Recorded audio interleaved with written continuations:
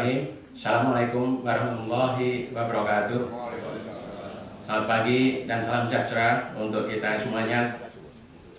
Yang saya hormati Bapak Agung Gunanjar Sudarsa, Ketua Komisi 2 DPR RI, Bapak Hasto Kristiono, Wakil Sekjen PDIP,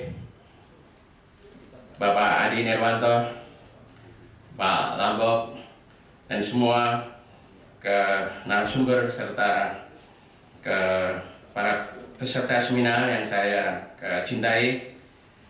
Syukur alhamdulillah pada pagi hari ini kita bisa bersama-sama menghadiri ke seminar nasional arsitektur kabinet tahun 2014-2019 yang sudah lama kajiannya kita coba lakukan di Lembaga Administrasi Negara, dan saya atas nama Lembaga Administrasi Negara pertama-tama menyampaikan terima kasih dan penghargaan kepada para narasumber yang nantinya akan mengkritisi, memberi masukan kepada kita semuanya tentang gagasan kita untuk nantinya menyampaikan pemikiran kepada pemerintah tentang bagaimana arsitektur kelembagaan pemerintahan di masa yang datang. Mudah-mudahan apa yang kita lakukan bersama ini nanti bisa bermanfaat bagi bangsa ke depan. Ibu dan Bapak sekalian yang saya hormati, diskursus tentang semakin kompleksnya kelembagaan pemerintah sudah cukup lama berlangsung dan sejauh ini belum menemukan arah pembaruan yang jelas. Diskursus tersebut mencakup beberapa problema dan isu strategis, antara lain semakin gemuknya struktur kelembagaan pemerintah, rendahnya interkoneksi antar lembaga pemerintah pusat dan daerah, dan tidak jelasnya pengaturan tentang kedudukan, fungsi, dan peran lembaga pemerintah seperti kementerian, LPNK, dan lembaga non-struktural. Semakin gemuknya struktur kelembagaan pemerintah bukan hanya dengan mudah dapat dilihat dari munculnya banyak lembaga-lembaga baru dengan fungsi yang seringkali tumpang tindih dan mengalami duplikasi, tapi juga dapat dilihat dari semakin banyaknya jumlah pejabat struktural. Pada tahun 2012, jumlah jabatan struktural di kementerian mencapai kurang lebih 19.478 jabatan, sedangkan jumlah jabatan struktural yang ada di LPNK ada lebih dari 5.000 jabatan. Pemerintah melalui Kementerian PAM dan Reformasi Birokrasi telah membentuk tim penataan kelembagaan dan mendorong 16 kementerian dan lembaga untuk melakukan review terhadap struktur kelembagaan yang ada di masing-masing lembaganya. Upaya untuk menata kembali kelembagaan baru terjadi di beberapa instansi, sementara ini ada di Kementerian Pemberdayaan Aparatur Negara dan juga Reformasi Birokrasi. Di Lembaga Administrasi Negara itu sendiri kita dulu memiliki 5 deputi, sekarang menjadi 3 deputi, dan juga hal yang sama terjadi juga di BKN. Namun di sisi lain, upaya untuk terus membengkakkan struktur birokrasi masih terus terjadi, sehingga jumlah jabatan struktural di pemerintah pusat sekarang ini diyakini terus semakin bertambah. Kecenderungan semakin besarnya struktur kelembagaan pemerintah pusat ini tentu bertentangan dengan kebijakan desentralisasi yang telah kita lakukan selama lebih dari 1 dekade ini. Struktur kelembagaan pemerintah yang gemuk dan kompleks bukan hanya membuat pemerintah menjadi tidak efisien, tapi juga membuat pemerintah menjadi tidak begitu efektif ketika kewenangan yang ada terdistribusi ke dalam begitu banyak lembaga dan seringkali terjadi tumpang tindih satu dengan yang lainnya. Bahkan dengan struktur yang kompleks tersebut, kemampuan pemerintah untuk merespon dinamika dan perubahan lingkungan strategik baik domestik maupun global menjadi amat lambat. Berbagai problema kelembagaan tersebut ditengarai menjadi salah satu penyebab mengapa Indonesia memiliki indeks efektivitas pemerintahan yang relatif lebih rendah dibandingkan dengan negara-negara ASEAN yang lain seperti Singapura, Malaysia, Thailand, dan Filipina.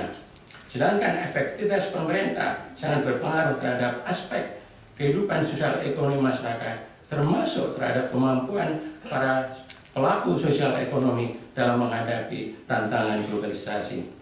Jika problema kelembagaan ini tidak segera dicarikan solusinya, maka Indonesia akan mengalami kesulitan dalam membangun pemerintah yang efisien, efektif, dan mampu secara tepat dan cerdas merespon tantangan global, terutama dalam memanfaatkan peluang yang tercipta dari pembelakuan masyarakat ASEAN pada tahun 2015 dan dalam membawa Indonesia menjadi kekuatan ekonomi dunia. Hadirin yang berbahagia, menyadari hal tersebut, Lembaga Administrasi Negara sebagai policy think tank pemerintah untuk mereformasi administrasi mengambil inisiatif untuk melakukan kajian tentang arsitektur kelembagaan pemerintah tahun 2014 dan sampai tahun 2019. Kajian ini diharapkan mampu melahirkan gagasan segar tentang perlunya pemerintah di masa mendatang mengambil langkah-langkah yang konkret untuk menyederhanakan struktur kelembagaan pemerintah. Arsitektur kelembagaan pemerintah di masa mendatang diharapkan mampu memperjelas kedudukan, peran, fungsi, tugas pokok masing-masing lembaga dan hubungannya satu dengan lainnya. Selain itu, juga diharapkan mampu mendorong adanya sinergi antar lembaga dalam rangka mencapai tujuan dan visi kita sebagai bangsa, sebagaimana tertuang dalam konstitusi dan juga pembukaan Undang-Undang Dasar 1945. Hasil kajian ini diharapkan mampu memberi kontribusi kepada pemerintah yang akan datang dalam menata kembali struktur kelembagaan pemerintah dan mendorong terbentuknya pemerintah yang efisien, efektif, responsif, dan mampu mewujudkan kesejahteraan rakyat. Pemerintah yang seperti itu hanya akan terbentuk kalau pemerintah mampu mengembangkan struktur kelembagaan yang right size, right function, dan juga right behavior. Hadirin yang berbahagia, dalam merancang kelembagaan pemerintah pusat, para peneliti mempertimbangkan banyak faktor antara lain amanah konstitusi, tantangan dan dinamika lingkungan strategis, pergeseran dalam tata kelola pemerintahan, dan juga kebijakan desentralisasi dan otonomi daerah.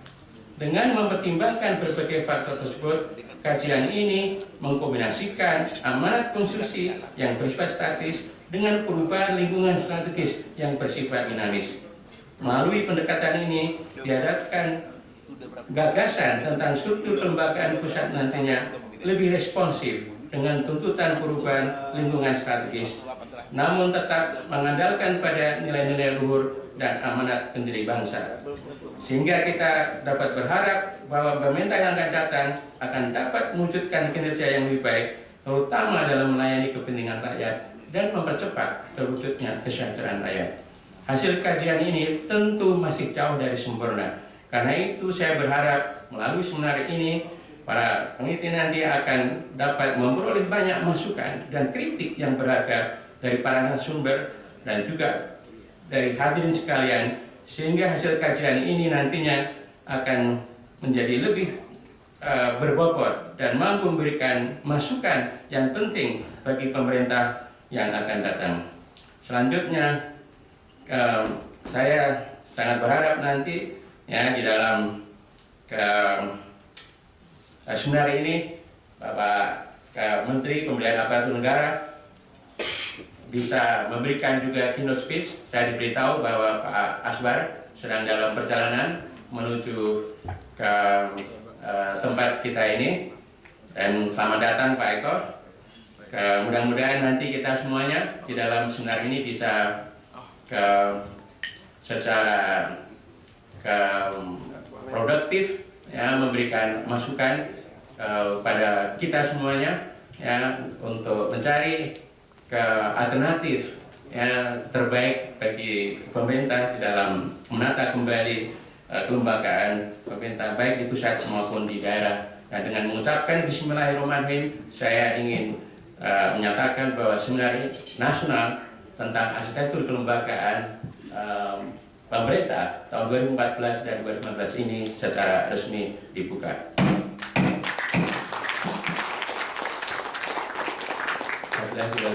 Wassalamualaikum warahmatullahi wabarakatuh.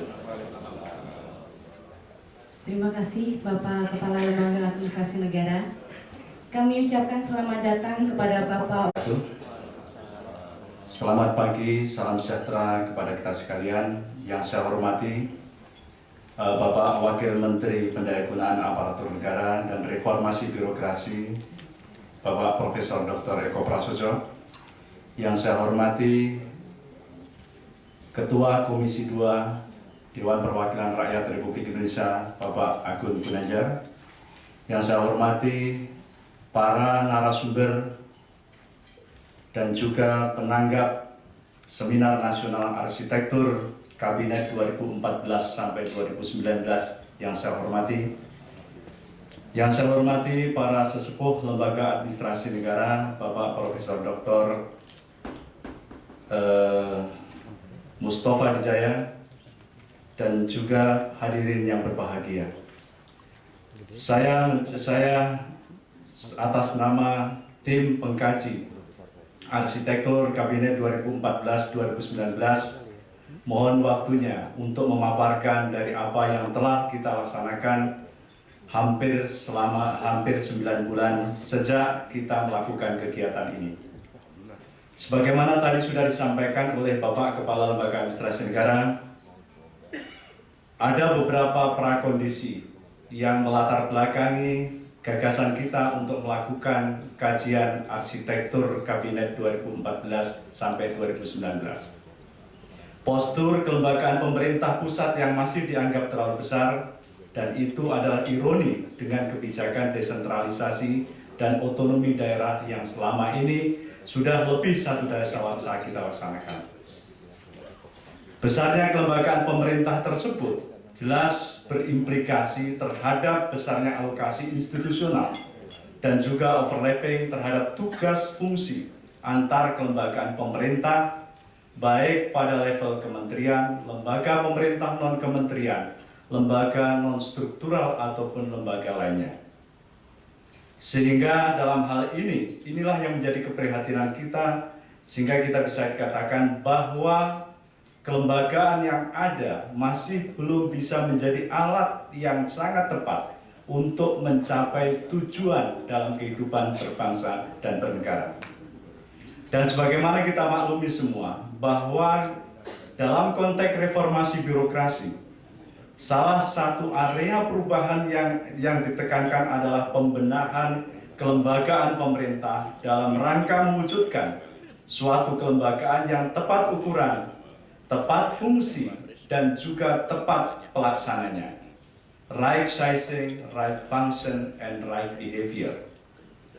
Dan secara bersamaan, kita dalam satu waktu yang sangat tepat, menjelang 2014-2019, sehingga rasanya memang kita perlu memberikan satu sasaran alternatif, terutama terkait dengan arsitektur kelembagaan pemerintah di tahun 2014 dan 2019. Bapak Ibu sekalian, sebagaimana tadi sudah saya sampaikan, kelembagaan pemerintah adalah sebuah alat yang digunakan untuk mencapai tujuan dalam bernegara itu. Secara komparatif, mungkin kita tadi sudah mengatakan kelembagaan kita itu terlalu besar.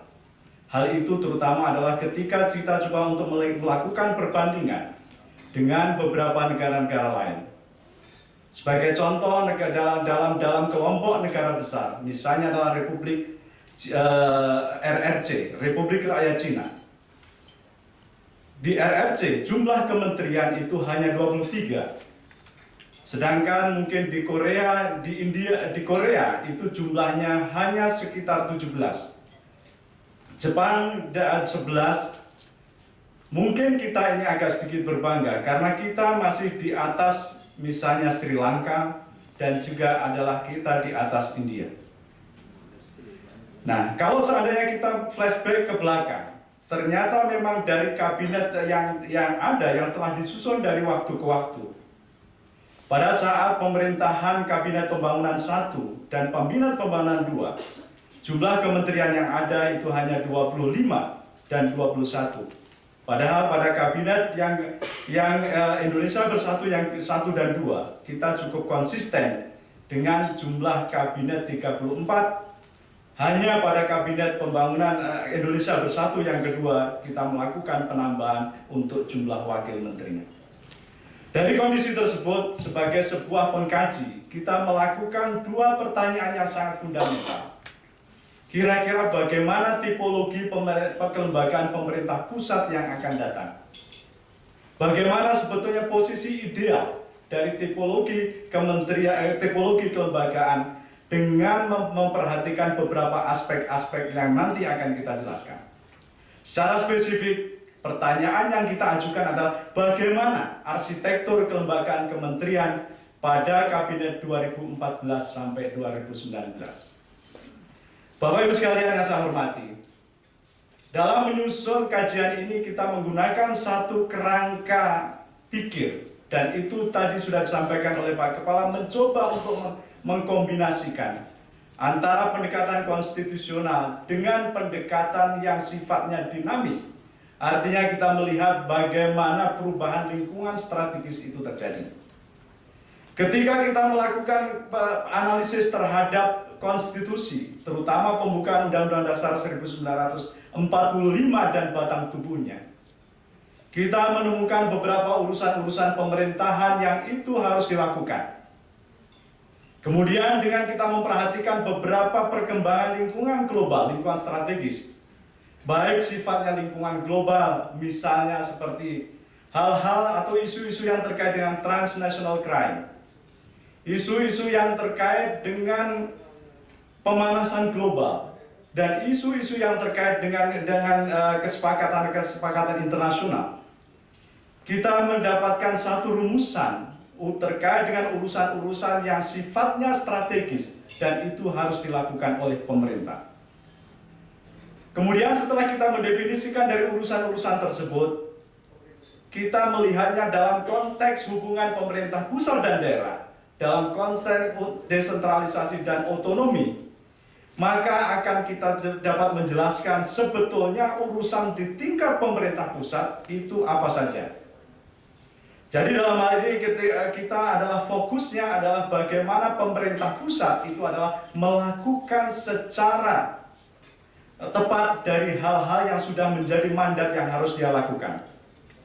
Kemudian, kalau kita berbicara masalah kelembagaan atau secara institusionalisasi, maka ada beberapa variabel yang perlu kita perhatikan. Pertama adalah isu-isu tentang pergeseran pengelolaan konsep tata kelola pemerintahan, governance shift. Konsep-konsep yang terkait misalnya partisipasi masyarakat, public engagement. Konsep-konsep yang terkait dengan kemitraan antara pemerintah, swasta, dan masyarakat, public-private partnership. Dan juga konsep yang mungkin diwujudkan dalam bentuk misalnya pelibatan dari lembaga-lembaga swadaya masyarakat, NGO. Ini juga menjadi faktor yang kita perhatikan.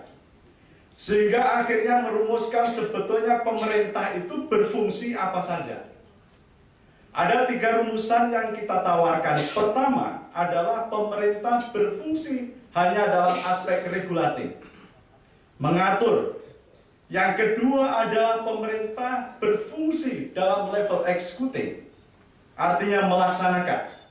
Dan yang ketiga adalah pemerintah berfungsi untuk melakukan empowering, pemberdayaan. Sehingga dengan demikian akan bisa kita lihat sebetulnya tingkat kedalaman dari intervensi pemerintah terkait dengan urusan atau mandat yang harus dilakukan. Kalau kita mengaca pada pasal 17 dan 18 dan pasal 4, memang dalam sistem presidensial, tanggung jawab itu ada di presiden dan presiden dibantu oleh menteri-menteri. Namun demikian dalam konteks kelembagaan pemerintah pusat, sebagaimana yang tadi kita sudah jelaskan, maka ada misalnya konteks kelembagaan kementerian, LPNK, dan LNS. Sehingga di sini coba kita untuk tawarkan sebetulnya kira-kira bagaimana positioning dari masing-masing institusi tersebut. Jadi Bapak Ibu sekalian, ketika kita berbicara masalah positioning peran pemerintah dalam urusan publik, ada 3 hal yang kita perhatikan, misalnya adalah konsep urusan pemerintah, yaitu urusan-urusan pemerintah apa sajakah yang harus dijalankan oleh pemerintah, baik itu karena amanat konstitusi, karena perubahan lingkungan strategis, dan juga karena perkembangan tata kelola pemerintahan. Yang kedua adalah konsep desentralisasi, artinya bagaimana pembagian urusan pemerintah antara pusat dan daerah dalam kerangka melakukan desentralisasi dan otonomi yang efektif. Dan yang terakhir adalah governance issues. Jadi dalam hal ini ketika kita berbicara adalah mandat konstitusi, kita dalam hal ini kita mencoba untuk melihat ada beberapa hal yang sangat fundamental ketika mandat konstitusi. Konstitusi telah merumuskan bahwa tujuan negara dalam pembukaan Undang-Undang Dasar 1945 adalah melindungi segenap bangsa dan seluruh tumpah darah Indonesia, memajukan kesejahteraan umum, mencerdaskan kehidupan bangsa, serta ikut melaksanakan ketertiban dunia berdasarkan perdamaian abadi dan keadilan sosial. Jadi dalam ini rasanya adalah tujuannya sejalan dengan konsep yang namanya adalah welfare state. Sehingga dalam hal ini negara harus bertanggung jawab dalam pemenuhan hak-hak dasar yang sifatnya universal. Hak menghormati, hak melindungi, dan hak yang sifatnya adalah memenuhi. Hak menghormati dan melindungi adalah hak-hak yang terkait dengan hak sipil. Secara konsepsional mungkin itu dikatakan adalah hak yang sifatnya adalah negatif. Pemerintah melakukan intervensi selama memang ada terjadi satu persoalan yang terkait dengan mungkin problematika politik. Kalau hal yang sifatnya positif, artinya hak ekonomi, maka pemerintah harus melakukan sebuah inisiasi untuk melakukan katakanlah perlindungan terhadap ekonomi dalam rangka menciptakan kesejahteraan masyarakat. Setelah kami menelisik terkait dengan apa mandat konstitusi yang ada dalam Undang-Undang Dasar 1945, ada 24 urusan yang kita lihat. Mulai urusan yang sifatnya absolut, artinya di situ ada keuangan, hukum, terus kemudian adalah agama, dan lain sebagainya, sampai ke yang terakhir adalah hal yang terkait misalnya adalah fasilitas pelayanan umum atau infrastruktur. Dalam konteks desentralisasi, jadi dalam hal ini kita coba untuk membagi bagaimana peran pemerintah pusat. Kalau sifatnya itu adalah yang mutlak, pertahanan, keamanan, hubungan luar negeri, moneter, hukum, dan agama, maka di sini fungsi yang harus dijalankan oleh pemerintah pusat adalah sifatnya adalah pengaturan, pelaksanaan, dan juga pemberdayaan. Jadi seluruh tadi yang fungsi-fungsi yang ada dalam pemerintah itu harus dijalankan. Yang kedua adalah urusan yang tercantum di konstitusi ya. Tadi sudah kami sebutkan ada 24 urusan yang tercantum di konstitusi. Maka pemerintah pusat kita sarankan fungsi yang dijalankan. Ini adalah pertama adalah pengaturan, regulating, dalam bentuk norma, standar, prosedur, dan kriteria, NSPK. Dan juga adalah pelaksanaan selama memang kita berlaku ajas subsidiarity. Selama pemerintah daerah tidak mampu untuk melakukan, maka itu adalah melakukan tanggung jawab dari pemerintah pusat. Dan yang ketiga adalah melakukan fungsi pemberdayaan dalam bentuk asistensi, advokasi, dan juga dalam rangka pengembangan kompetensi. Kemudian adalah urusan pemerintah pusat karena memang memperhatikan lingkungan strategis. Contohnya adalah terkait dengan mungkin maraknya perdagangan narkotika, narkoba, terorisme, dan juga berbagai kejahatan transnasional. Maka di sini fungsi dari pemerintah pusat yang bisa dijalankan adalah selain NSPK, juga subsidiarity dan juga pemberdayaan. Terus kemudian yang ketiga adalah fungsi yang terkait dalam rangka penajaman. Sehingga kita